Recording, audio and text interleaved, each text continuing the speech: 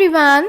So we are discussing previous year questions of the chapter Principles of Inheritance and Variation and the topic Inheritance of Two Genes. In today's session we are going to discuss a question which was asked in the CBSE board in different years in different forms. So the first form is long answer type question for 5 marks which was asked in the CBSE board daily examination 2017. So the question is state and explain the law of independent assortment in a typical Mendelian dihybrid cross. And second type is long answer type question for 5 marks which was asked in the CBSE board All India examination 2014. So the question is work out a typical Mendelian dihybrid cross and state the law that he derived from it.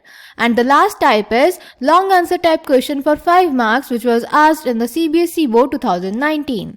So the question is Mendel crossed a homozygous pea plant having yellow and round seeds with another pea plant bearing green and wrinkled seeds. He found that in some of the F2 population, new combination of parental characters were observed. How will you explain the appearance of a new combination of parental characters in F2 offsprings? Support your answer with the help of Punnett square.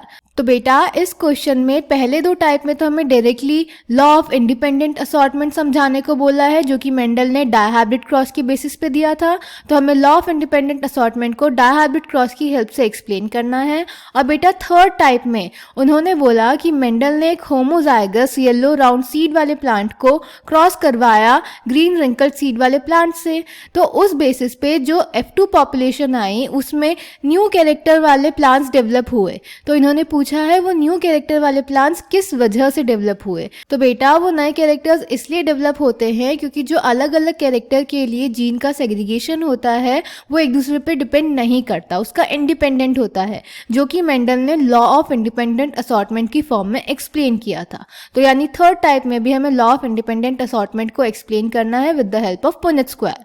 So let's check the answer. तो बेटा Mendel ने dihybrid cross की basis पे जो law दिया था उसका नाम था लॉ ऑफ इंडिपेंडेंट असॉर्टमेंट, जिसमें उन्होंने बोला था कि अगर हम एक क्रॉस में 2 पेयर ऑफ ट्रेट्स का इनहेरिटेंस स्टडी कर रहे हैं तो दोनों ट्रेट्स के जो जीन्स होंगे वो जब सेग्रीगेट करेंगे तो उनका सेग्रीगेशन एक दूसरे पे डिपेंड नहीं करेगा, वो एक दूसरे के इंडिपेंडेंट होगा. क्लियर. तो Mendel proposed a set of generalisations that we call Mendel's law of independent assortment.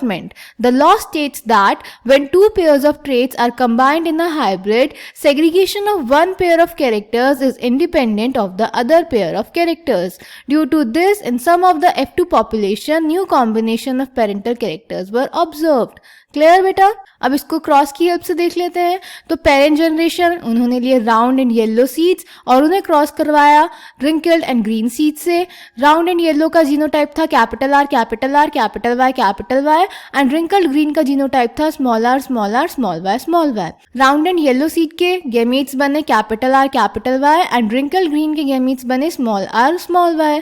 जब इन दोनों गैमीट्स का फ्यूजन हुआ तो F1 जनरेशन बनी with the genotype capital R small r capital Y small y and the phenotype round and yellow. जब F1 generation की selfing कराई तो हमारे पास अलग अलग टाइप के गैमीट्स बने और उनसे हमारे पास अलग अलग टाइप के जीनोटाइप और फिनोटाइप आए.